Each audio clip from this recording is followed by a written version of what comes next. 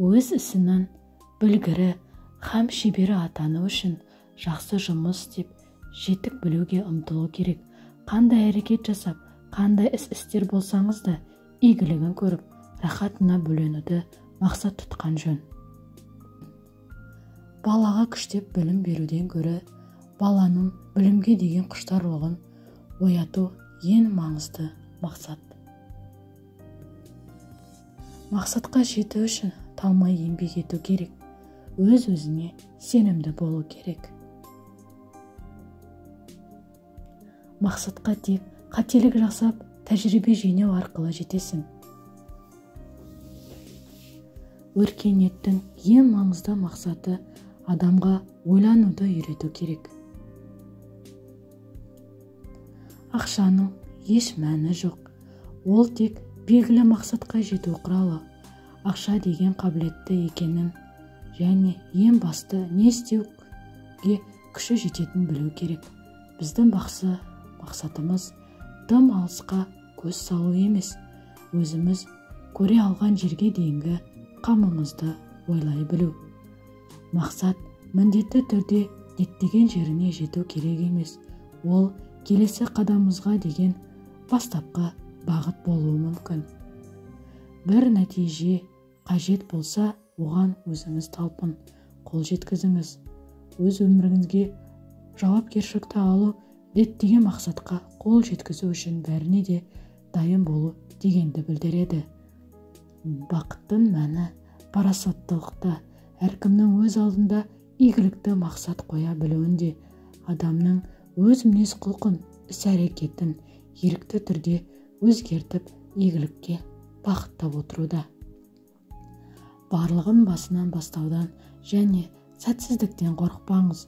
Жолыңыз болмай қалған кезде бәрін басынан бастаңыз да, діттеген бас кезінде алдыңызға қойған басқа болып шығуы мүмкін, бірақ еске түскенде қуаныш сыйлайтын мақсатыңызға жеткенше жігеріңізді шыңдай беріңіз.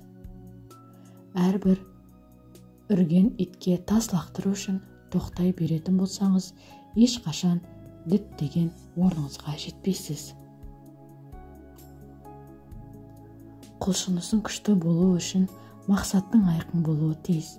Өзіңнің не үшін өмір сүріп, не үшін жұмыс істеп жүргенің әрдайым жадыңда ұстайтын адамдардың мотивациясы жоғары болады. Олар жай ғана әрекет етпейді, өздері үшін маңызды нәрселерге талпынады. Сол себепті мақсатты мен басымдылықтарыңды анықтап алудың мәні зор. Одан соң соған сәйкес әрекеттер мен міндеттерді таңдайсың. Жұмыс бастылық пен тиімділікті шатастырмаңыз. Егер мақсатыңызға бір табан жақындатпаса, сіздің қанша нәрсе жасап үйренгеніңіз маңызды емес. Тиімділік дегеніміз атқарған жұмыстарыңыздың саны емес, сапасы. Менің өмірдегі басты мақсатым көп ақша табу. Содан кейін мен өлмес бұрын оны мұқтаж адамдарға беру. Өмірде бәрі сіз ойлағандай болмайды. Шын ұмтылысы бәріне жетесің. Өмірің өз қолында, өзгеге емес, өзіңе сен. Арманда күл, қуан, кішкентай дүниелердің өзінен бақыт сезіне біл. Сонда ғана шын бақытты боласың. Бақытты өмір жоқ, бақытты уақыт бар. Жеңілуден қорықпа. Әркім әрдайым өз өмірін жақсартқысы келеді. Өмірі сол жақсыға жеткеннен кейін одан сайын жақсартқысы келеді. Түпкі мақсаты біртұтас болу емес, көпшіліктен ерекшелену.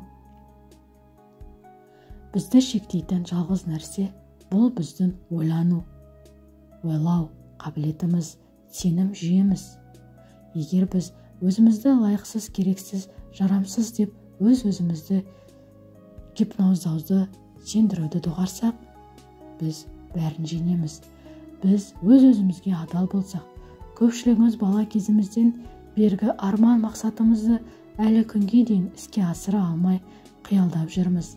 Бірақ өз құрбандығымызды басқа жұмыстарым, шаруаларым бар деу арқылы ақтап аламыз. Біз өзімізді толығымен ақтап шығару үшін бас сылтаудан арылуымыз керек. Өзімізді бір орында ұстап тұрған жалғыз адам өзіміз ғана. Өз арман мақсаттарымыздың бетін қайтарып жатқан өзіміз ғана. Өз бағымызды байлап жатқан, сананы шектеп жатқан, өзімізден жасанды мүгедек жасап жатқан өзіміз ғана. Екі өмірде де бақытты болуға лайықтымыз. Біз өмірдің қағазы мен сиясына қараймыз. Тыныс алу, тамақтану, жұмыс, ұйқы. Біз өмірдің әдеттегі көріністеріне қарап, бұл өмір дейміз. Бұл қағаз бен баспа белгілеріне қарап, бұл кітап деп атау сияқты. Бірақ біздің өміріміздің кітап сияқты мағынасы бар, және әрине өмірдің мәні қағаз бен сияда емес. Біз өз мақсатымызды жүзеге асыруды үйрену үшін осы дүниеге келдік. Әр адам бұл өмірге босқа келмейді. Жоғарыдан миссия жүктеледі, бірақ өкінішке орай көп адам сол миссиясын орындай алмай, жүзеге асыра алмай өліп кетіп жатады. Сондықтан бізден біреу бұл өмір не үшін келдің деп сұраса, тағдыр сіздің миыңызда жазылған. Миыңызды қағаз деп елестетіп, өз тағдырыңызды өзіңіз жазуға байқап көріңіз. Осыны мақсат қылып алыңыз. Бұл сіздің өмір не тағдыр атты кітабыңыз. Арман, мақсат, жоспар әрекет етпей жүзеге аспайды. Сондықтан тек аффирмация мен визуализацияға, тек эмоция мен медитацияға ғана сенетін болсаңыз, арман болып қала береді. Мақсат орындалмайды. Құрған жоспарыңыз жүзеге аспайды. Өмірдің екі негізгі қағидаты: талпынатын адам, арман мақсатыңыз бекер. Егер де ниет ізгі, әділ, адал болмаса, сіз нені қаласаңыз, соның салдарын көресіз. Сондықтан болымсыз бір нәрсені қалап, артынан өкінгеннен гөрі екеуін де жасамай-ақ қойған дұрыс. Тым көп энергия жоғалтасыз. Бір ғана ортақ мақсат бар жерде ешқашан этикалық нормаларға немесе ережелерге орын қалмайды. Менің мақсатым әрине қосу, сонымен қатар денсаулықты сақтау, әр апта сайын өнер көрсету, сергек сезіну және зақым келтірмеу оңай емес. Бұл енді мақсат. Алдыңа тек ұлы мақсат қоя білген, һәм сол мақсаттың шыңына шыққан адам ғана ұлы адам. Сіз бен сіздің мақсатыңыздың арасындағы жалғыз нәрсе бұл мақсатқа неге қол жеткізе алмайтыныңыз туралы ой. Сіз үнемі басыңызды айналдырасыз. Мақсаты дүние әлемде өмір болса, ол міндетті түрде одан бұрын шексіз өмір алды кеңістік болғанның дәлелі. Ең қарапайым протоплазманың өзі аса күрделі құрылымды зат.